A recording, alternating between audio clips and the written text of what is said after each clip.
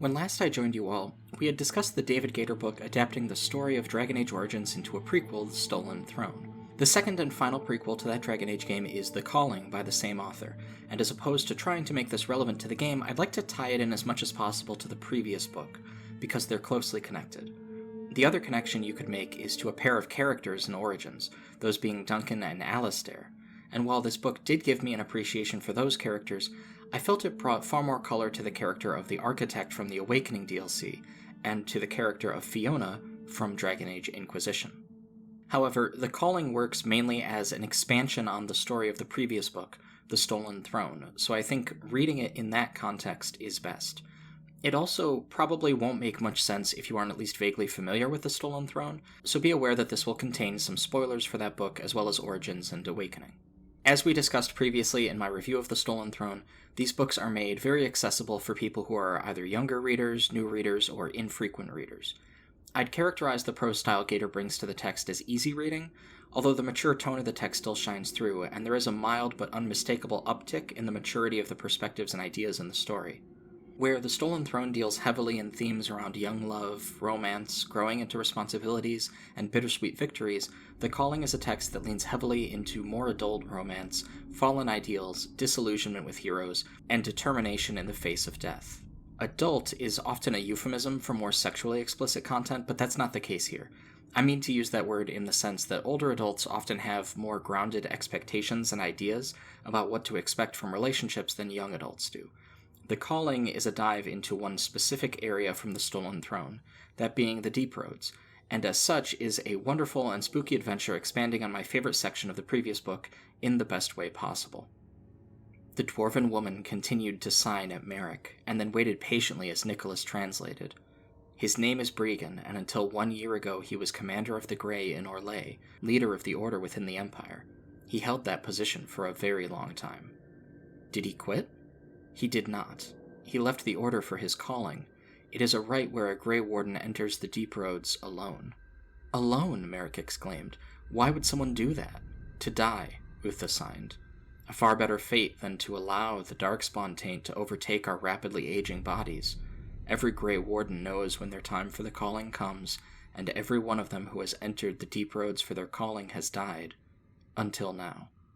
The point of view characters in this book are different from the previous ones, but there is a slight distinction in terms of the narration. Merrick returns, but Duncan, Fiona, Bregan, and Genevieve are all new, except of course to players of the games who might be familiar with at least two of them. The structure of the narration in the previous book used a seamless perspective switch, but as I've always found the question of whose perspective I was following a little jarring, in the way that any question of what am I supposed to be reading right now is always a jarring way to be pulled out of a narrative, it really feels like the wrong word. Seamless implies a smooth transition, but if the transition is inherently a bit rough, then a more seamless way to conduct character perspectives would be to maintain an omniscient third-person narrator at all times. As it was, The Stolen Throne seemed like it had a lot of sections stitched together, with the most standout portions being either the most descriptively provocative or being the most distinct in terms of time, place, and perspective. As much as it's always nice to have a sense of what's happening and why, so that you can relax into enjoying a good story, there's also the advantage of relating more to a character when you can see the world as they see it. In a sense, that's the most literal function of empathy.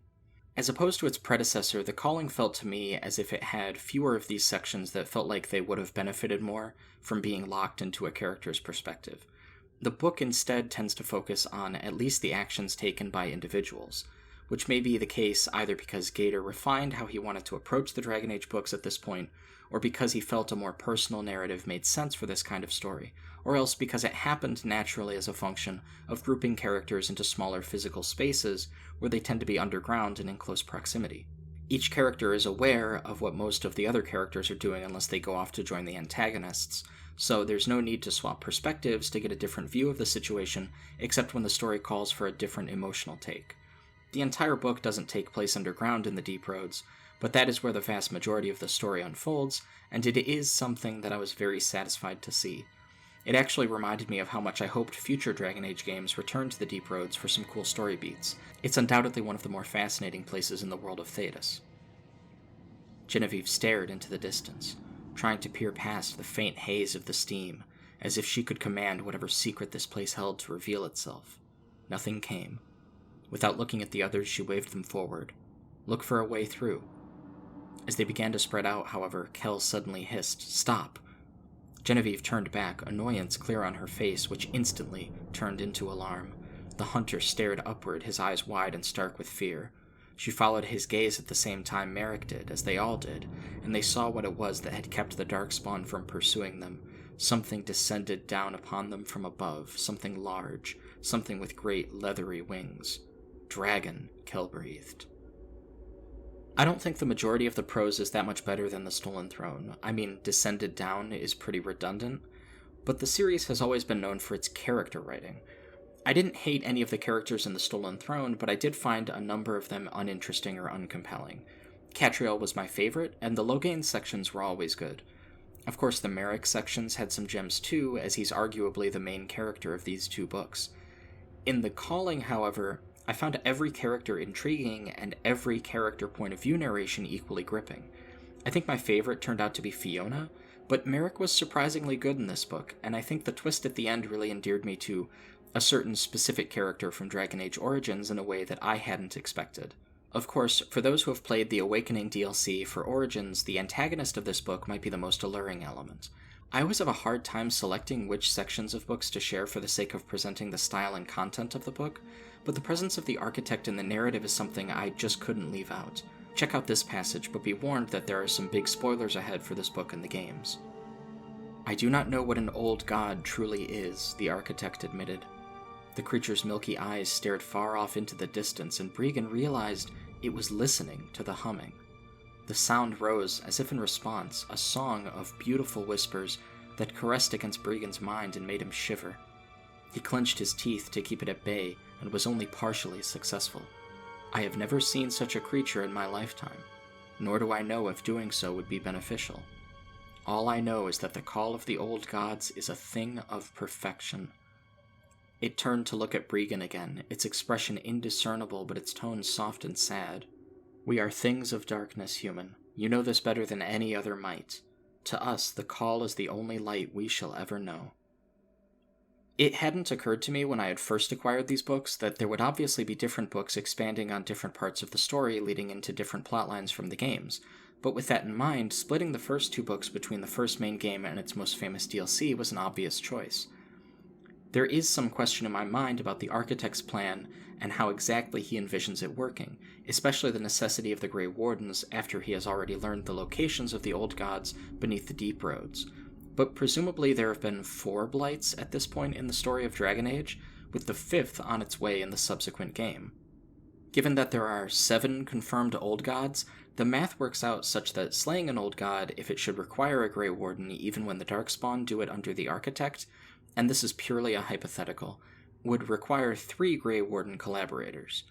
Given that this is the case, the prudent decision for the Architect would be to take Bregan, Genevieve, and Uther down to slay the old gods. He has his Grey Wardens, and they probably wouldn't make as much of a difference on the surface, so it seems odd that he would wait around to help capture the rest of the group personally, especially above ground. It's a strange feature of the book, and not one that immediately makes much sense to me. Presumably the bad guys are so confident in their plan that they miscalculate. I guess it's fine as a trope, and it gets the story where it needs to be for the first game. If you're really up on your Dragon Age lore, then you might speculate that this plot could have ramifications for when Solas, also known as Fen Harel, the Dreadwolf, unleashes his plot in Dragon Age Veilguard, or even beyond that point, because there's some serious and compelling fan speculation that suggests the old gods may be transformed versions of the Elven gods. We find out in Dragon Age Inquisition that the Elven gods were really just powerful mages, and we know Flemeth contains some remnants of Mythal, the only other known good Elven god beyond Solas himself, and she can transform into a dragon, so the pieces all seem to fit together. There are 7 old gods and 7 other Elven gods beyond Mythal and Fen Harel, as far as I'm aware, so in addition to some of the hints dropped in the games, the math checks out. Maybe this is some kind of long-term slow burn hinting at the relevance of the Darkspawn and stopping Solas, or vice versa. It could be a fascinating development. In any case, the Deep Roads, Fiona, the Architect, and the Old Gods are all enough to make the book feel worth the investment as a Dragon Age fan, but there is one more thing I feel compelled to mention. In terms of relationships, there's a fling with Fiona and Merrick that came off surprisingly mature, Not in the sense of it being overly lascivious, but rather in the sense that it was well-grounded, more in worldly emotions and an experienced sense of how messy adult relationships can be. I think that's been one of David Gator's better contributions to Dragon Age with these two books so far, and it doesn't end there. There's also a number of other characters in the party, as I've suggested, including an Avar, a dwarf, a dog, and 2 male human warriors. This was of particular interest to me, as I was in the middle of working on a series of brief pieces about homosexual relationships in Dragon Age, and the series' portrayal of the feelings and struggles of gay people, specifically gay men to begin with. As such, the fact that the 2 warriors, Julian and Nicholas, were in a relationship with each other jumped out to me. There's one passage in particular that stuck with me. Nicholas nodded. "I mean to stay." "You can't," Duncan objected, his dawning horror evident as he realized what was being suggested. "You can't do that. You realize that isn't him, right? It's a lie." "It's not a lie." The warrior seemed resolute. Merrick walked toward him and tentatively put his hand on the man's shoulder, looking at his eyes to get his attention. "But it is a dream. Your body is back in the real world, just like ours. If you stay here..." "Then I die?" Nicholas smiled, abashed. "We knew it was possible one of us could fall in battle. I thought I was prepared, but I wasn't." He turned back to the mantle, unable to meet Merrick's gaze. "I love him. Tell me I should return to a life where I can't be with him. Tell me this isn't better." Merrick couldn't tell him that. He let him go and stepped back. "But..." Duncan looked around, his confusion only mounting as he saw both Kel and Utha accepting Nicholas's words just as Merrick did. "You can't be serious. You have to come back. This is suicide." "I can think of worse ways to die." I know some people might grumble about this plot element veering close into a kind of bury your gays trope, but it feels eminently forgivable on the basis of most of the characters perishing regardless of sex, gender, or sexuality. Since the only characters other than Merrick who don't die are the ones who appear in the games that take place after this book, I don't think it's an issue. That kind of egalitarian approach signifies to me a shared humanity rather than a targeted dehumanization. What comes across in the passages where Nicholas mourns Julian is a sense of grief and sorrow beyond anything the books have shown so far, and therefore it feels wrong to condemn it. I appreciate how tender a number of these moments are. Like with The Stolen Throne, The Calling is a book I'd recommend to any fan of the Dragon Age games, and it's definitely my favorite of the two. Its emotional moments, somber tone, dark subject matter, and humanizing narrative all measure up to the style of story that I think Dragon Age has always striven to be. This isn't just a series about wizards traversing magical realms or warriors slaying dragons. It's a story about what makes a person, what makes people into who we are. In a way, it's a story about human civilization, its tragedies and its triumphs, and that's why it delves into narratives about inhumanity and dehumanization. That's why it's fantastical and spiritual. That's why it matters. Nicholas knelt at the water's edge and hung his head in agonizing grief. The others pretended not to notice, to let the man preserve at least a shred of his dignity. "Here lies the abyss, the well of all souls," Merrick intoned. "From these emerald waters doth life begin anew. Come to me, child, and I shall embrace you." He walked to Nicholas's side and put a gentle hand on the man's shoulder.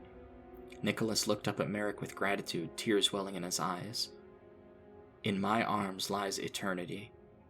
The body sank slowly beneath the surface.